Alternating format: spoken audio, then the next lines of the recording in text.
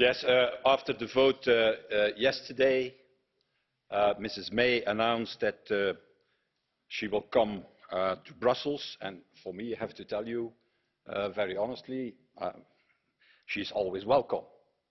Certainly here in this European Parliament, it should be good that she comes to the European Parliament here, as we requested already more than a year ago. But the question today is naturally, for what? For what? To do what? Is it to change the red lines that the British government has used from day one? That could be a breakthrough, I think. That could change effectively the outcome of this whole process. Or is it, that's my second point, what will be her mandate?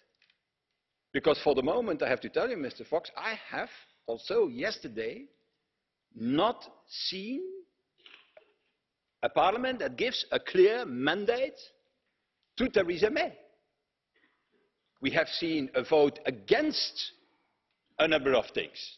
Against the deal, against no deal, against the backstop. But until today, more than 2 years, the House of Commons has not voted one proposal in favour of something, in favour of a relationship between the EU and the UK. Never. The last 2 months, I have to tell you, have been very exhausting. Very exhausting. Not only at the other side of the channel, also here. Endless debates, long list of amendments, amendments going in all directions, selected by the Speaker, and then won and lost with a teeny-tiny majority. I give here the list. The Grieve Amendment, that was the 4th of December.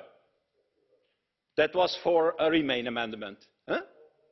Won by 22 votes. The Cooper Amendment, also Remain amendment, that was of the 8th of January, won with 7 votes. Then another Cooper Amendment, that was yesterday, lost by 23 votes. Then the Brady Amendment, that was more a Leave Amendment, won by 16 votes yesterday. And then again a Remain Amendment, the Spellman Amendment, and to take the no deal from the table, won by 8 votes. Is that the way you can solve a problem of a magnitude? Is that the way to do that? Is that the way you do that?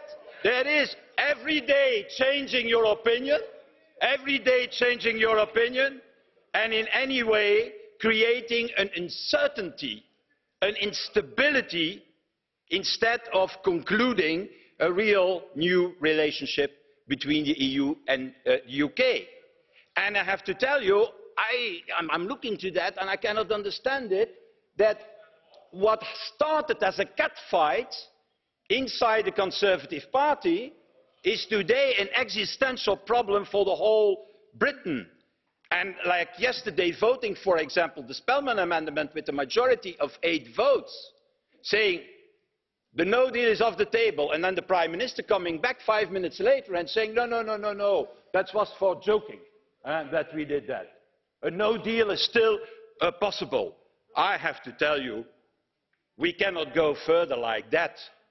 This is a lack of clarity and a lack of stability. And I hope one thing, that is at this moment is happening as we speak, a meeting between the leader of the opposition, Mr. Corbyn, and the Prime Minister, Mrs. May. I hope that they will decide, or that they will discuss content, and that is not only eating biscuits and drinking tea this afternoon. Because it could be the solution for this problem if they start to working together on a cross-party approach so that we know what the position of the UK is in the future. Because we don't know it.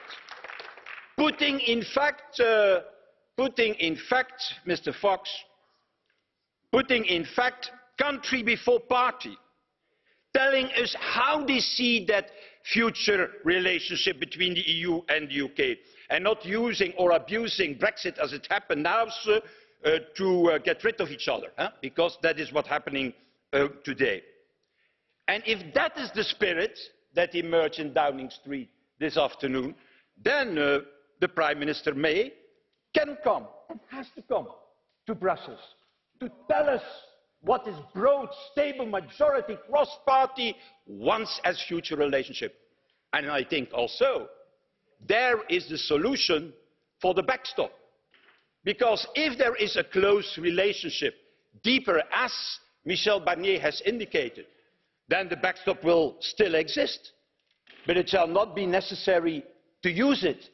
It shall be a theoretical insurance that in fact is not necessary to apply.